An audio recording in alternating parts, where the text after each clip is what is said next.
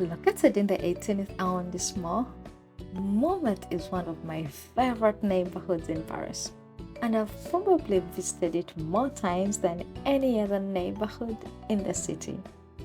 Unlike other parts of Paris, Montmartre has maintained its village charm that can still be felt through its pretty streets, cute cafes, and artistic vibe. Hi everyone, my name is Esther from dreamsinparis.com, and today I'll be showing you some of the best things to do in Montmartre. I'll also be sharing some practical tips at the end of the video, so make sure you stick around till the end.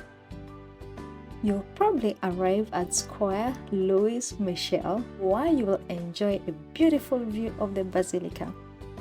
The square has a carousel, beautifully paved pathways, and benches to sit on. You will find lots of people picnicking here, particularly in the summer months. Continue climbing the steps or even take the funicular and you'll reach Sacre Coeur, which is no doubt the most famous attraction in Montmartre.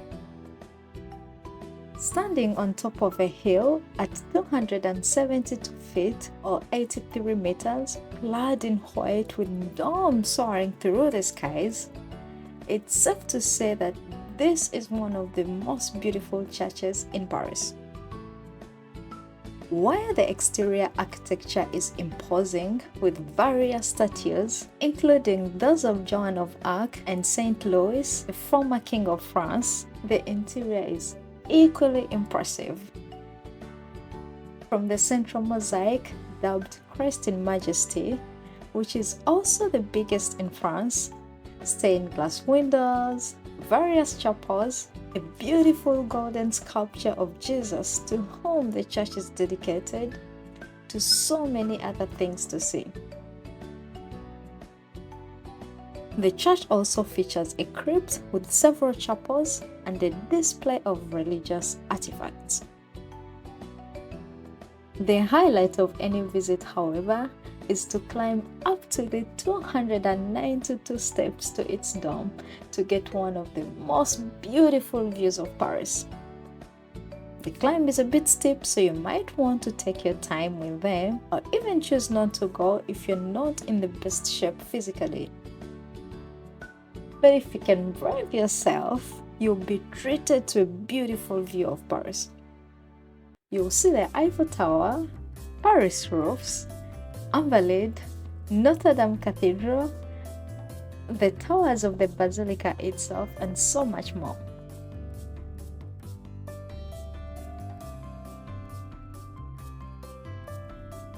If you choose not to climb the tower, you'll still have a nice view of the city from the steps in front of the Basilica.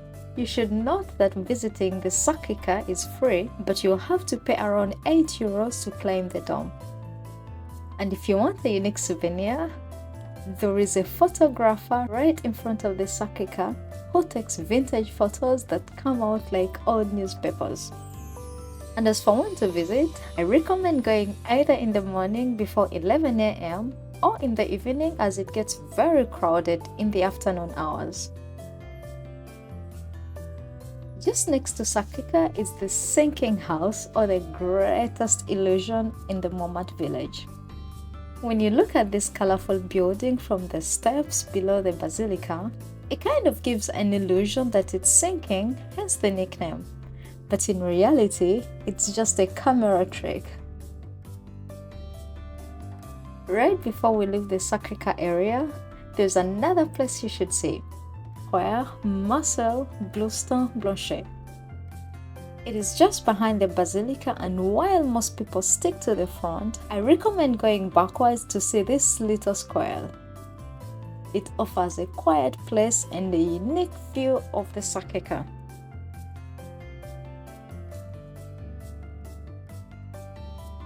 The streets near Sacre Coeur are as vibrant as they get, so I recommend just walking around to take it all in.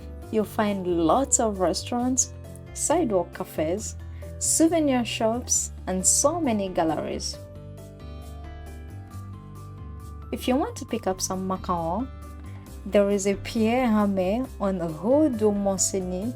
The store is so charming that it has become a must stop for Instagrammers. And of course, the macaronis are equally delicious. Believe it or not, Paris was a wine-growing city once upon a time, but as it became urbanized, most vineyards didn't survive. But there's one that did, and luckily for us, we can still get a glimpse of it.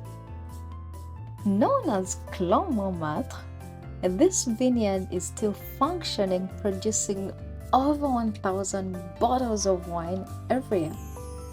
It's unfortunately closed most of the year, except during the annual grape harvest festival in October, known as Fête des Vendanges.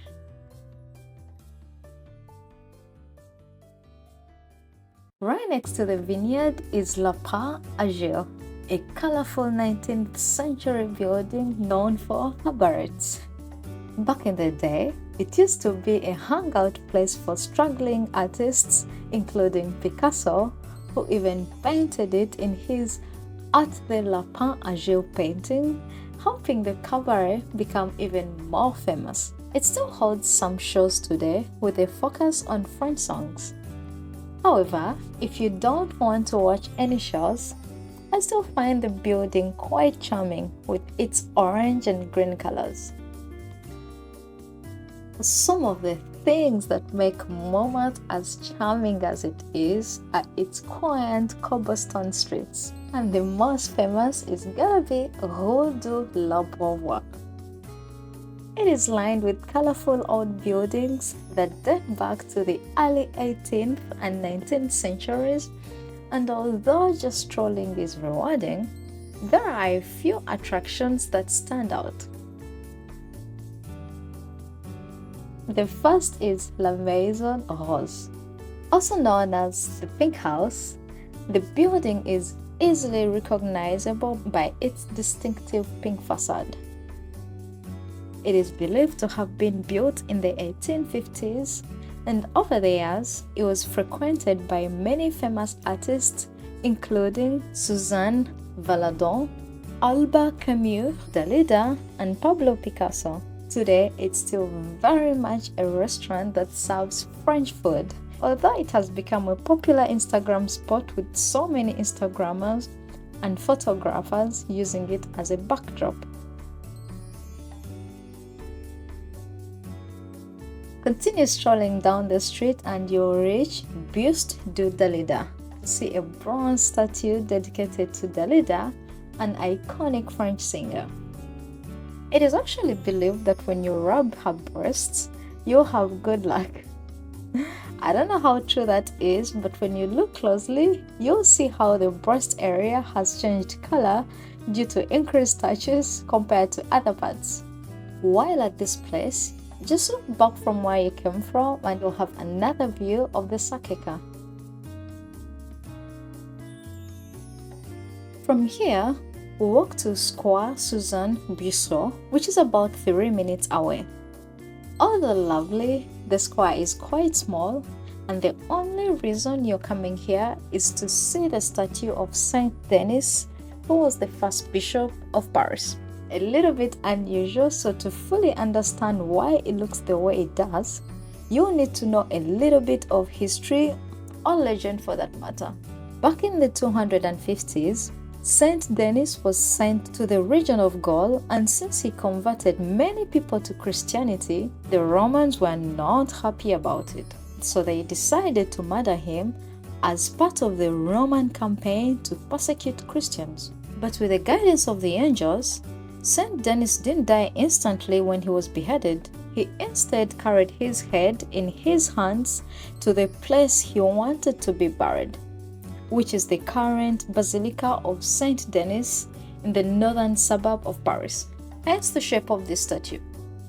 There is also a fountain that is believed to be miraculous.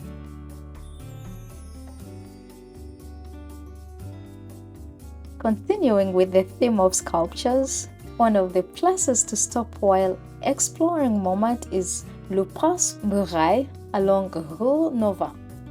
The idea of a man walking through a wall was based on a character from Marcel Novel, who realized that he had supernatural powers of walking through the wall. But it was Jean Marais who sculpted this artwork as a way of paying tribute to the novelist. Now, there's not much to do here other than taking a picture, but knowing the history behind it before you visit will make it more interesting, in my opinion. Before Montmartre became the bustling neighborhood we see today, it used to be covered in fields, and thus the need for windmills to help in grinding flour and pressing grapes. During the 17th century, this village had close to 300 mills, but today only 2 can be found. Though collectively known as Moulin de la Galette, these 2 windmills can be found on Rue Norvins, on top of a fancy French restaurant. This is actually the windmill that inspired Renoir's painting known as Danse at le Moulin de la Galette. One thing I like about Montmartre is that it hides so many cute streets, and another one you can't miss is Rue Norvins, just a few minutes walk away from Moulin de la Galette. The street is buzzing with souvenir shops, galleries, restaurants, but probably the most famous is Le Consulat. This historical establishment used to welcome artists like Van Gogh, Picasso, Claude Monet, and so many others. Today, the cafe still serves French dishes, but if you're not looking to sit down for a meal, just capturing some photos of it is enough. You will even have a view of the domes of the Sacre Coeur from here. There are so many little streets just off this main one, so give yourself some time to discover them. Another 5 minutes walk and you'll be at Place du Tertre.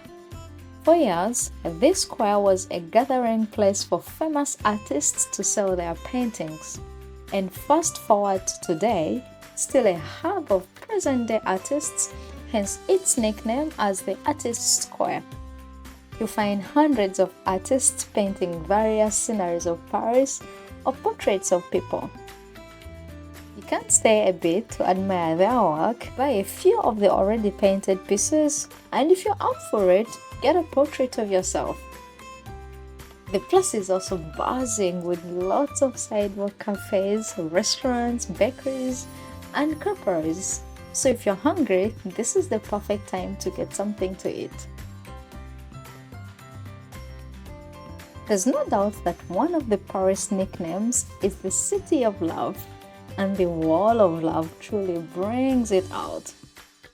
Located in Géraud Rectis Square, this 40 square meter wall depicts 311 I love yous written in 250 languages from all across the world. You'll be able to recognize common ones like English and French, obviously, but there are also other lesser known languages you've probably never even heard of before. Visiting cemeteries is not everyone's cup of tea, but if it's your thing, Montmartre Cemetery is another place not to miss. To be honest, cemeteries are not my thing either, but Paris's cemeteries make you want to visit them. They showcase art in the form of artistic gravestones, gigantic sculptures, and statues, and this cemetery is no doubt. It's actually the 3rd largest cemetery in Paris, and you'll find gravestones of famous people who lived in the neighborhood of Montmartre, including Dalida, Edgar Degas, Alexandre Dumas, Émile Zola, and so many others. If you're looking for a place to take a stroll away from the noise of the city, consider coming here to take advantage of its tree-lined paths. If you still want to visit another cemetery, add Saint-Vincent Cemetery to your Montmartre bucket list. It is, however, small and a little unknown compared to its counterpart. We come to the end of our things to do in Montmartre with Moulin Rouge. It may not be in Montmartre technically, but rather in Pigalle. But if you're on this side of the city, it will be a shame to miss it. It was the first cabaret to introduce can-can as a form of dancing that they still actually incorporate in their nightly entertainment today. If you want to watch a show, you will have to book way in advance to guarantee a spot, since it's quite popular among tourists. I'll leave the link to book it in the description below. Even just admiring its red facade is equally impressive. It's even better at night when it's all lit up and its windmills rotating. If you remember at the beginning of the video, I said that I will give you some tips. So in this segment, we'll look at some of the few tips to make sure you plan your day in Montmartre well. First is to wear comfortable walking shoes. This might seem like a very obvious tip, but trust me, in Montmartre, you'll need them. It's very hilly with lots of stairs, so you want to wear comfortable walking shoes. I've seen several scams in Montmartre, particularly around Sacre Coeur, so you'll need to be very vigilant. The common ones include women coming to you to sign a random paper, hoping they'll scam you into paying money after that. Just say no. Same for someone being overly nice and giving you free bracelets. No, it's a scam. They're not free, trust me. I agree there are so many things to do in Montmartre, so it's impossible to see everything, especially if you're visiting for a few hours. What I recommend is to prioritize and start with the must-haves for you. And if you run out of time, it's still okay. It's better to enjoy the places you're visiting instead of rushing through everything just to tick them off your bucket list.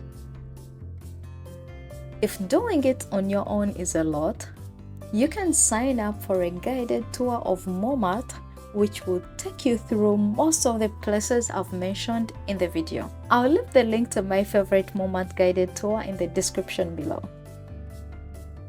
Now on to how to get around Montmartre. The best way to enjoy the famous and hidden gems in Montmartre is by walking. However, for people who don't want to walk for long or have reduced mobility, you can book the small tourist train of Montmartre to get you around. This train ride also comes with live commentary to learn a bit more about the various places you'll be seeing. Some buses also go all around Montmartre.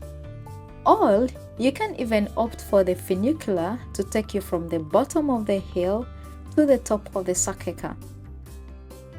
As for how to get to Montmartre, you can either take metro lines M12 or M2, but where you stop exactly depends on where you want to start your visit. If you take M12, you can either stop at Abbesse or a landmark Colancourt station on the opposite side. If you're visiting Montmartre for the first time, I recommend stopping at the Abbesse station as it leaves you right in the middle of most of the major tourist attractions. On the other hand, if you take M2, you can either stop at Blanchet station, which will put you right next to Moulin Rouge, Place des Clichés, or Anvers station. But regardless of the metro you take, you'll be just a few minutes walk from the popular attractions of Montmartre. And that's it, guys. I hope you enjoyed exploring Montmartre with me. Thank you so much for watching, and don't forget to like, share and subscribe not to miss any new videos about Paris. And let me know your favorite part about Montmartre in the comments below. See you next time. Bye bye.